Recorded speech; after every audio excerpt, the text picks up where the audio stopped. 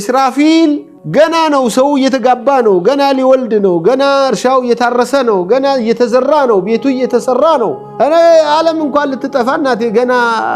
የ50 ዓመት እቅድ ያወጣ ነው ሰው ሁሉ እየተሰበሰበ ብሎ ከአፉ እንትኑን አይወጣም